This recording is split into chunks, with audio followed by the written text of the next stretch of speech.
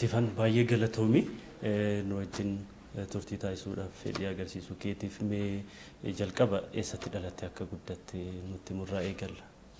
Ani keetti dhaladhe magaalaa Adaamaati. Garuu waan keessaa qabu tokko sin qabu kan guddadhe gara Arsii Aanamuuneessaa gara magaalaa Qarsaa kan jedhamu gara baadiyyaa irratti guddadhe. Mee sana booda gara biyya Neezerlaand deemte yoon dogoggoruu baadhee umurii kee waggaa 15tti mee maaliif deemuu dandeesse adeemsa imala keetillee nutti himi. Ani akkeetti deeme yeroo dura ijoollee ta'ee deeme ummaa 15 safara 15 deeme adeemsitti deeme akkuma nama asuma baay'ee achumatti yeroo an deemu san gara I think kuda tokko waggaa 10 ta'eera. As keessa biyya kana keessatti baay'ee namatti hin tolu. Akkuma baay'ee achitti hafuu fi itti yaadeet namachi jiru wajjin illee dubbadhe achumaan achitti hafee namatti hin tolu ture. Jireenyaafis ispoortiifis asitti yeroo saniif. Ispoortii asumatti eegalte jechuudha. Sana booda achi deemtee baqattummaa gaafatte immoo ispoortii asumatti eegale yeroo xiqqoo ta'ellee mana barumsaatti deemuuf baay'ee fiigicha akka malee jaalladha tureellee taaddaagii ijoollee xiqqoolee ta'ee dorgomii onnoo keessatti cadhistee akka ijoolleen dorgomuun jira hin jaalladha ture safara keessatti illee akka malee outdoorii ture nama keessa odoon ta'e nama ala jaalladhu ture akka malee. Ana akka tasaa achi deemeellee waa ispoortii sammuu koo keessa itti dhiise garuu jireenya koo keessatti waan outdoorii jaalladhuuf nama ala keessa jaallatu baay'ee natti hin tolle achuma gara barumsaa deemee ture achitti barumsa koo osoo baradhuyyuu ijoolleen ispoortii hojjetanii jiranii isaan ka gara ispoortii akka deema akka ispoortii hojjennu eegalsiisan. Jireenya biyya Neezerlaand akkamitti bartee wanti sitti ulfaatee jira ture? Jireenyi biyya Neezerlaand akka deemee baay'ee natti ulfaateera umrii haga waggaa 2-3tiif yoo beekta irra guddinaan ijoollee baadiyyaati. Ijoollee baadiyyaa keessatti balballi banaadha namni warra ollaa walitti dhufaa sooshaali baay'ata biyya kana keessatti yeroo achi dhaqu akka tasaa bakka gaariillee nan geenne under age ka jedhamu eenyu keessa ture mana under age jedhamu keessa ture. Yeroo hundaa balballiin cufamaa annamoo nama ala baay'isu siin jedheera ala oola yeroo hundaayyuu haadha kootiin sabootaniif wallola yeroo hundaa mana oolanii barumsa makiinaa yoo deebinu gara manaatti onnu geessan baay'ee cinqii guddaa keessa afaan hin beeku nama tokko nama Oromoo hin argine nama Oromoo dhiisii nama Itoophiyaatiin yoo waliin argine rakkadhaa ture waggaa tokkoof achillee ka'eeti. Injiraamni yaaddi biyyaallee sammuu koo keessa deebi'aa ture qilleensi biyyaallee garagara ture achi akka malee qorra yeroo ganna 6-4 6-5 akka malee qorra baradoofaa ture yeroo bonnaa humaan jedhu ana halkan illee eegdu kootiin biyyuma kana argaa ture waggaa 2-3tiif alhamdulillah saniin booda waggaa 2-3 booda addaaftii ta'ee jireenya biyya sanii waliin. Mee jalqaba yeroo fiigicha kana eegaltu atileetiin ati fakkeenya godhattee eegalte ni jira yeroo tokkollee akkasuma atileet Fayyisaa Leellisaa naanaaf goota kooti yeroo jettu dhaga'amteelta gootummaan isaa gama kamiini kan jedhu sanatti himame. Actually ani atileetii eenyu jedhee atileetii ilaalee akkas ta'a jedhee ka eegale tokkollee hin jiru. Ani intala musliimaat warri koo islaama kanaafuu gara fiigichaa kan akkas ta'a kana wanni jedhamu tokko hin jiru. Asitti illee cadhiseetumaan taaddaagee akkas waliin fiige malee diriimii guddaa kan qabu tokko sin turre ana biratti. Biyya alaa deemee achitti ijoollee astamaariin kiyya tokko ka fiigicha jaalatu jira. Ispoortii akka malee barbaada. Ispoortii ispoortii hojjechuu barbaada. Birri kafaluu qabda ispoortii hojjechuuf an birri deemuun qabu tamaariidha. Tamaariin biyya alaatti baay'ee rakkisaadha akka biyya kanaatti miti guyyaa tamaaraa galgal hojjedhaa ture. Astamaarii san wajjin bakka fiigichaa dhaqee namitti wayiin argite mucayyoon kun taalentii akka malee qabdi.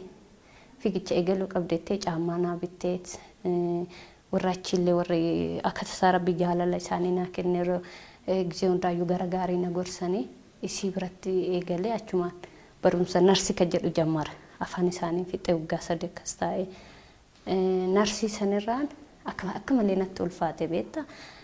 Gara magaalaa biraa qayyarame namicha Oromooti gara Shawaa kan addunyaa xinaafa jedhan.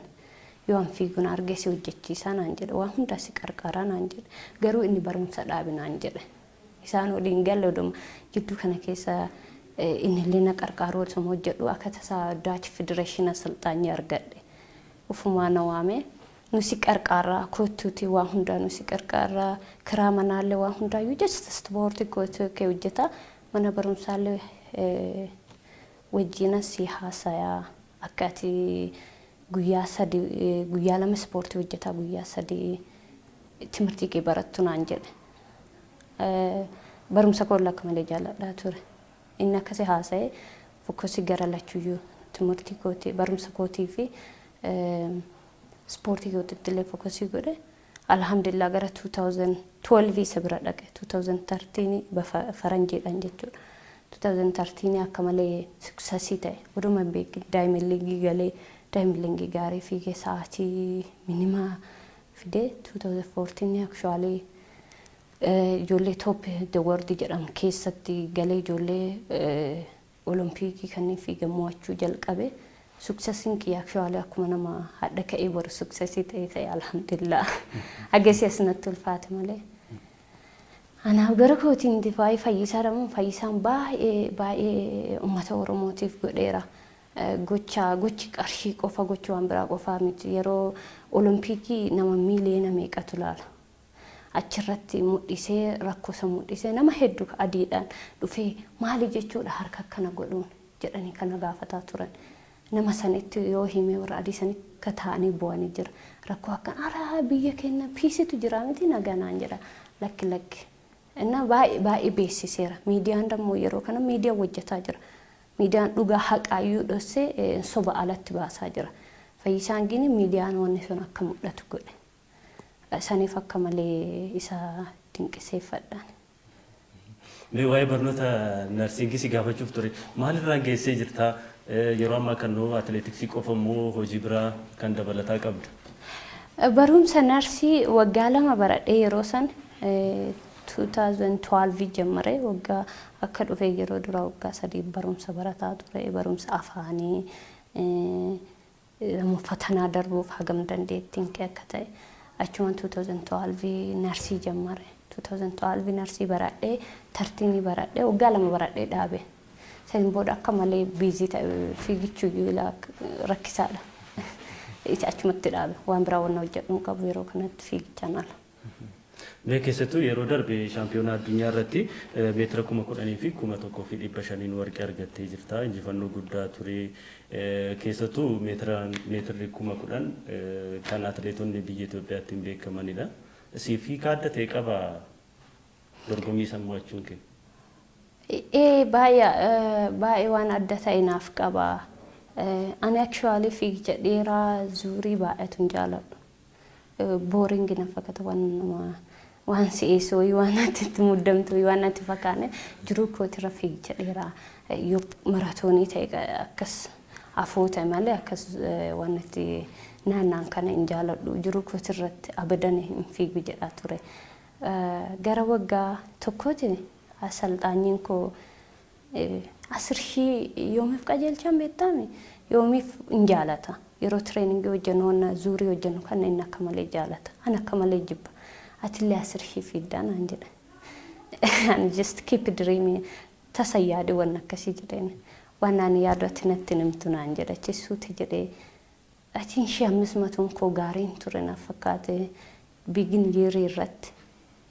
Shangaay kabaabii baay'ee bada ture. Ramadaana keessa illee ture baay'ee bada ture. Achumaan aaree okay kaati jette nan godhaa jedheen. 10,000 jettuun fiigaa I wanna punish myself. Waa ufitti aares punish godhuu barbaada jedheen. Baay'ee gammadee okay naan jedhee. Ihe warqee argadha alhamdulillah.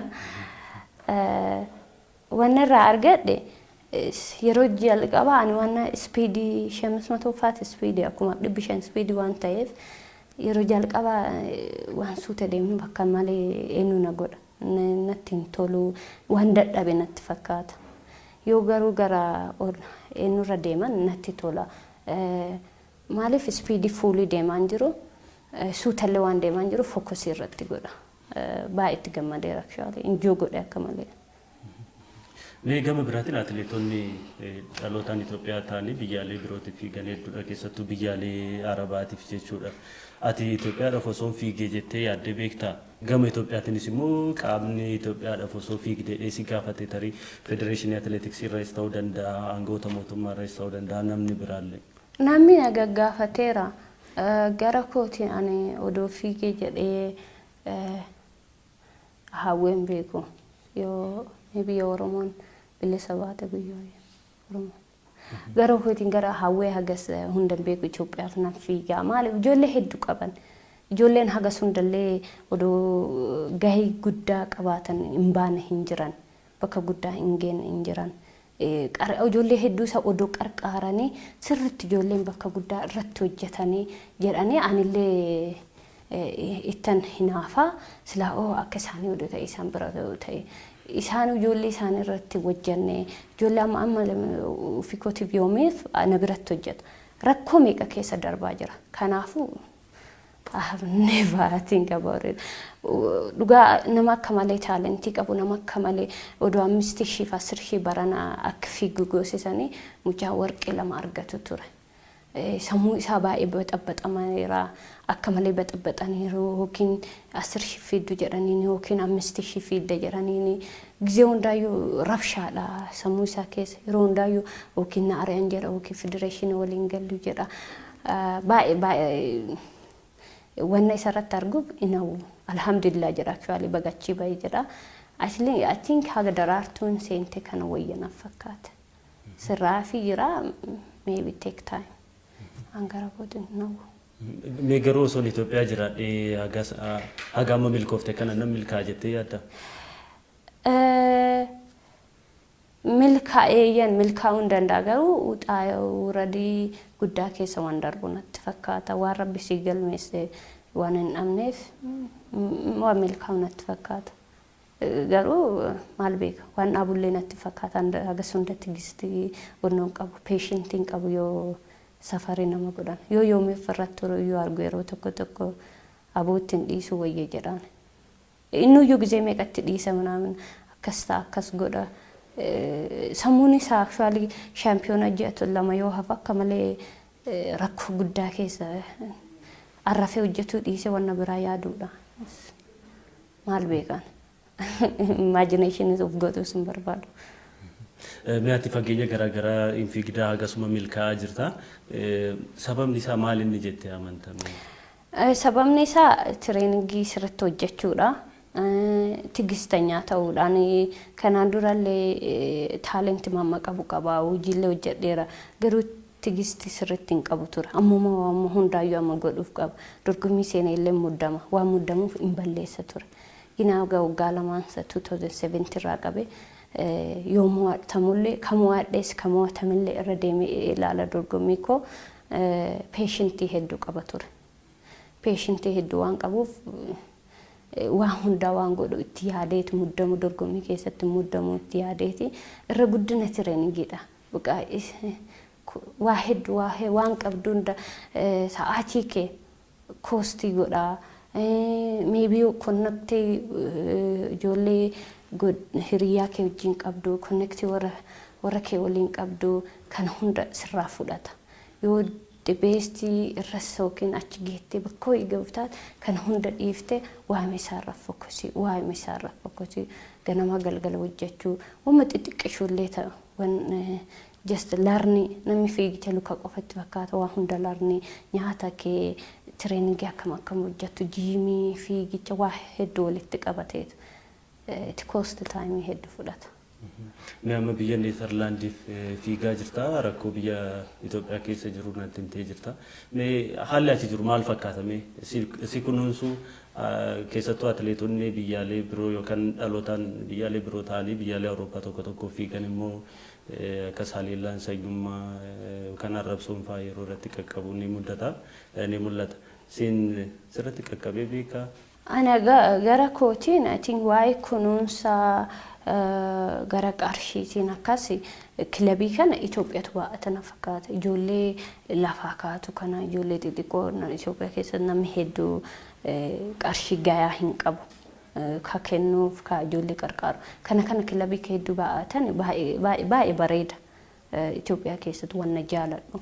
Neezerlaand keessa hin qabani wanna akkasii. Kilabii yoo ta'e situ waa kafala. Kanaaf amma irra guddinni ijoolleen tokko atiin sababa san yookiin wajjataa fiiguu qabda. Malee kilabii si qarqaaree fiigichaa fi eenyu fattaatu hin jiru. Garuu nama akka kootii nama ganama ol ka'aa deemuuf Itoophiyaa mooyi.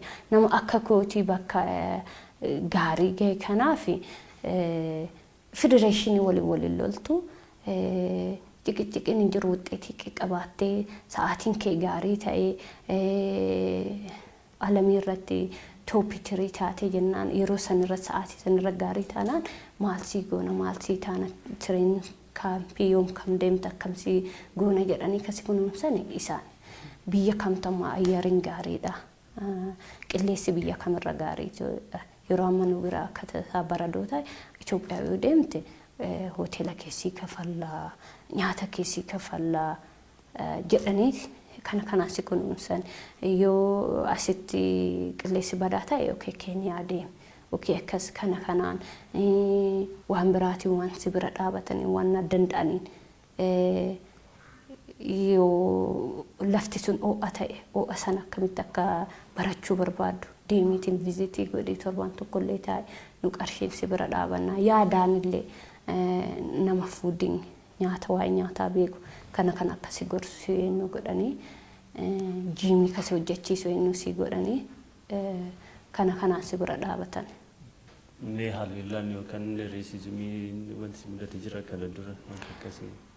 Ana namni tokko ka yeroo duraa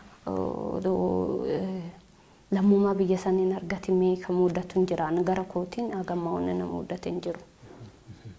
Mee erga atileetiksii kana eegaltee booda wanti buufadhe jettu maal inni amma fakkeenyaaf atileetonni hedduun investimentii kana keessatti illee yeroo hojjetan mul'ata maatii isaanii gargaaru maal kun jira waa isa wanti dubbachuu barbaadu jira.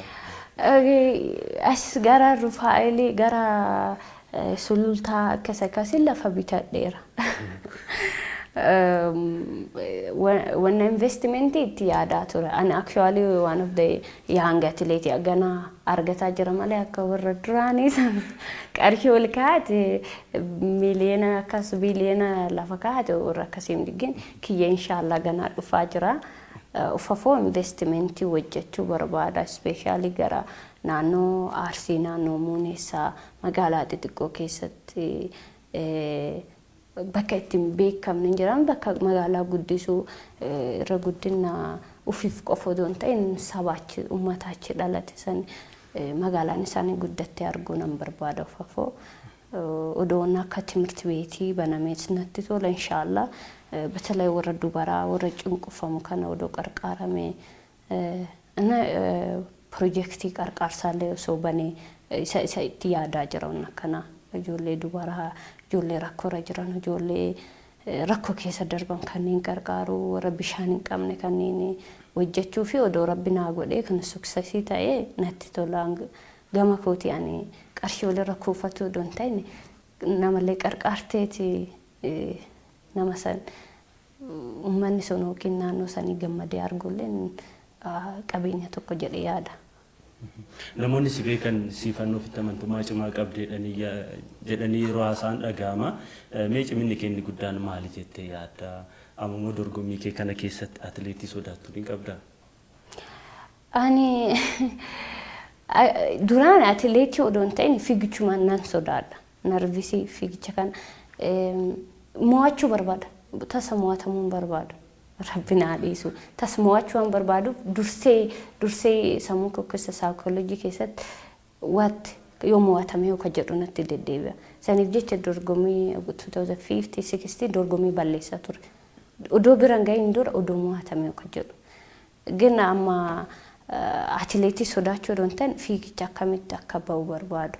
Konfidensii qaba alhamdulillah konfidensii akkana hojjedheera kana hojjedhee kanaan deema. Wanni fe'ee haa galu isti kanaan deema jedha. Isa atileetii sodaadhu hin jiru atileetiin baay'ee xankaaraadha jedhee yaadu odoo jiraate cimaadha jedhee jiraatu odoo jiraate Almaaz Ayyaanaa baay'ee strongidha. Mucayyoo Itoophiyaa taa amma jammartu akkas hitan waliif fiidu. Kunniin baay'ee ijoollee dinqisiifadhu.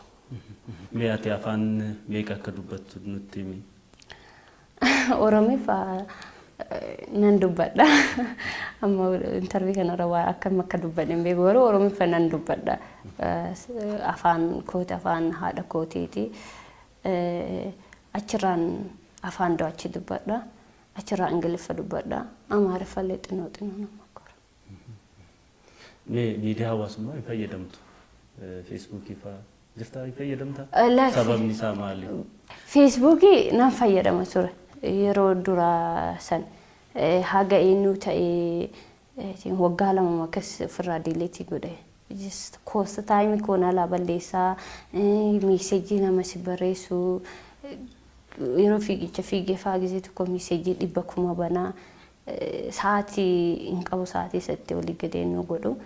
Actually nama akka kootiitiif social meediyaan barbaachisa beekumsa ol beeksisuuf gara kootiittan waan gaarii gara kooti waan itti amanuu fiigicha keerra goobasii ta'uu barbaade isarratti eenyu taanaan nagaa namni na beekee beekifaati. Mee Sifan bultii jaarrattee jirtaa? Dhiyooma kana nikaa godhadheera gara ji'a akkas ta'eera. Abbaa warraa kee biyya kamii akka ta'e? Abbaa warraa koo Wallagga Naqamteedha. Tole gaaffiin inni biraa keessattuu leenjisaan kee kan duraanii Albeeltoo Saalaazar qoricha nama jajjabeessu wajjin wal qabatee dorgommiirraallee ittifamanii turanii hojii isaanirraa. Ati immoo nama sana wajjin uumama qunnamtii akka hin qabaannee fi gochi raawwatameera jedhames si leenjisuu osoo hin eegaliin dura akka ta'e himaa turte. Hojii kee irratti yookaan dorgommii kee irratti miidhaan inni qaqqabsiise dhiibbaan inni qaqqabsiise jira? Akkuma jette wannoollee yoo laalte wanna ana wal ga'uun qabu waggaa 10 dura wanna uumame gara kooti Alberto kan beekan dhugaa siin jedha nama gaarii namaaf yaadu nama hojjetee bakka guddaa ga'u ijoollee asalxaanyii arge keessa kanaan durallee asalxaanyii adii qaba ture daachi namaaf yaadu garuu Albertoon caamaa taa'e ijoollee fidhaa yoo ijoollee luka dhukkubee baay'ee wajjin olii gannaanaa rakkoo san furmaata fiduuf jecha injirii isa biratti eenyu itti akkuma naayikii keessa waa hojjetu paaworii hedduu waan qabuuf garasiin baay'ee si qarqara nama gaariidha. Guyyaa faamilii isaa eenyu qabuun ayyaanaatiin nu bira ijoollee tireeningii fa'aa kennaaf. Akka malee nama eenyu isaa leenjisummaa isaatiif bakka tokkoffaa kenna ijoolleef tokkoffaa kenna achirraa warra isaati faamilii isaati nama akkanaati isa beeka ka uumame jedhan waggaa 10 dura waan an keessaa beekus hin qabu warra kan jedhe qofa don ta'in ka barreeffamillee jarruyyuu ati apologize wanna godhuun qabnu wanna sitati hojjetteerta beekaa don ta'in sitati hojjetteerta waa hojjetteef qaxxaamuu qaba. Nama gaarii akka taateen beekne namni jedhanii wanna ka isaan barreessanii ka ittiin panashii godhanillee saniin garuu miidiyaa irratti ka dhufu waan biraatiin. Angara kootiin wanna tokko wanna argee hin qabu. Wanna narra ga'illee hin qabu gara Alberto irraan nan dhufe. Garuu of course baay'ee rakkadheera baay'ee wanna hin beekne keessatti wanna ani keessa wanna keessaa hin beekne keessatti ani waggaa lama odda isa bira dhaqee. Odoo yeroo kanatti namni tokko waa hojjetu barbaade nama akkanaa bira dhaqu. Already waan soqamaa jiru sillee gizee hunda silaalan jechuudha.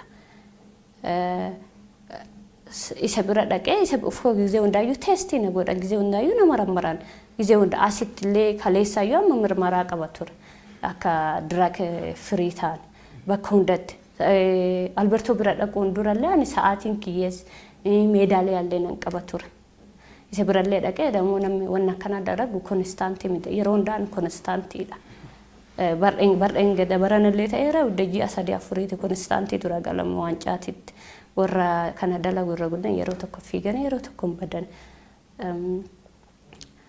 Namni tokko maaliif isa bira dhatte jedha maal akkas taate jedha diraagiidha jedha. Baay'ee awwaan sammuun koo jeeqamu adoon waan beeku tokko hin qabu maaltu naga jedhaa ture duraan. Inni waan namni akkasiin jedhu is like akkamitti ta'uu danda'a. Ani ganama galgala teestii na godhani akkamitti akkana namni naan jedha. Yeroo ammaa kana dammoo sirriitti wanni mirammara maashiniin isaa maaliin isaa teknoolojii haayee nama waan kana fayyadamu yoosuu qaban. Baay'ee nagaddisiise infektiilee hedduun irratti godheera batalee guyyaa dorgommii waa hedduun iyyuu atileet sammuu namaallee nu godheera gara kootiin inshaallah bara dhufu nama bira deemeetiin waan amma ta'e kana akkan eenyu ta'e mul'isuu barbaada. Mee piroojeektiin akka jalatti leenjaa turte inni immoo cufameetiin jira amma muraasa naa eegalteerta leenjisaa haaraa argatteerta immoo leenjisa haaraa manaajarri koo arganiiru. Piroojeektiin cufameera namichi wayii hin jira ka isaa wajjin leenjisu duraan. Garuu ati anaaf yoomii fi gara biraa deemna nuuf fakkaata leenjisama kama biraa kama isaan waliin wanna tokko walitti hin jenne. Beekama beekuu dandeenya? Hin beeku sirriitti maqaa isaa. Akkasnaan jedhaniiru garuu as Ameerikaa keessa ta'e magaalaa Saa'udoon ta'e magaalaa biraati. Atileetii dubartii cimtuu bara kanaa badhaasni si jala miliqee jira. Na miliquun qabu ture jettee yaadda waan sitti dhagahame? Lakki gara koo maalatti fakkaatu gara kootiin ani wanna hojjedheera isaan wanna eenyu akka ka'eenyu ta'e abbaa eenyu ka beessa akka ta'e filachuu mirga isaaniiti. Haga sundallee wanna ofii muddaman ishee ofii keetii dorgommii san gaarii fiigee mo'adhu malee shillimaata akkas ta'e dibeesti ta'uu kanaaf sooshaal miidiyaalee jaalladha. Uumaa infektiin hin goone actually natti toleera yaala odoo tabaranaa ta'e giddeetaa achi dhaqee maali uffata irraas liibsii halkanii kaa'innu isa uffadhee achi deemeetiin guyyaa tokko wana bararaa dadhabeera already shaampiyoonaa ulli gaddeemu iyyuu narraa qannase. Bara dhuftu 2020 keessa Oloompikiin hin jira isaaf qophaa'aa jirta. Fageenya akkamii irratti dorgomuudhaaf akka yaadde nutti yoo iciitii ta'uu baate jechuudha. Lakki iciitii miti akkuma baranaa kana hunduma irratti fokusii godha 800 haga 10,000 nan hojjedha. Dorgommiilee seenaatuma hundaayyuu dheeraas gabaabaas nan fiiga. Depend yeroo sanitti kamirratti akka cimaa ta'e akka baranaa rabbinaa godhe yoo kondiishiniin koo gaarii ta'e haalaan irra jiru yoo bareeda ta'e akkuma baranaa kana 10,500 fiiga yookaan bara dhufu akkanatti fakkaatutti 5,000 fi 10,000 filadhu natti fakkaata. Barana 10,500 ka filadhe rakkisa riskii ture 500 ijoolleen hedduu goobaziidha. Mo'atamuus ni danda'ama bara dhufu kam akka meedaaliyaa akka argadhu Oloompiikii waan ta'eef kamtu akkanatti salphatu isa keessaa filadha. Sammuu koo keessa ka jiru 5,010 akkas waan godhu natti fakkaata. Solee dhumarratti ergaa qabdu yookaan immoo osoo dubbadhee wanti jettu yoo jiraate. Galatooma waan invaayitii na gootaniif wanna biraa waan jedhu keessaa waa atileetii Itoophiyaa ijoollee xixinnoo irratti odoo hojjetanii baay'ee bareeda jira. Ijoollee xixinnoo kun waggaa 12, 13 isaan odoo dura biyyuma hundarraa deemanii especially Oromiyaa irra deemanii odoo laalanii hagam akka taalentii yoo san baafachuu danda'an amma garuu taalentii addaana hin wal jalaa dhaheera hundi isaaniitu wanna waggaa meeqa hojjetee dhufuuf sirriitti hin beekan. ijoollee namni hojjete ka hojjetutu irra fiiga akka jedhutti yoo dhagaan ta'e timirti beeti ka jedhamu yoo odoo dhaabuu baatanii ka duraan timirti beeti keessatti fiigaa turre dorgommii timirti beeti isa odoo dhaabuu baatanii. Itoophiyaa yeroo baay'ee dhuftaa Sifan? Amma waggaa sadii waggaan dhufaa ture. Waggaa sadii waggaan dhufaa ture ijoollee fira kootiyyuu ka beeku ijoollee xixiqqootu jira akka malee danda'anii akka malee goobaziidha. Even ijoolleen obboleeyyan kootiyyuu gin ijoolleen warra rakkataa qofa kamaaragaa hojjetu warri sirriitti yeroo tokko hin hojjettu ijoollee yoo garuu ka timirti beetii san fiisisan hundi isaaniitu hin fiiga yeroo koo akkas ture ka timirti beetii kompitiishinii hin jiraa miti akkas ture akkasitti yoo san baasta ijoollee taalentii amma dhaabbateera na fakkaate odoo inni sun dhaabatu baay'ee bareeda ijoolleen sirriitti ba'an ijoollee sila. Baay'ee galatooma. Galatooma isinis baay'ee galatoomaan baay'ee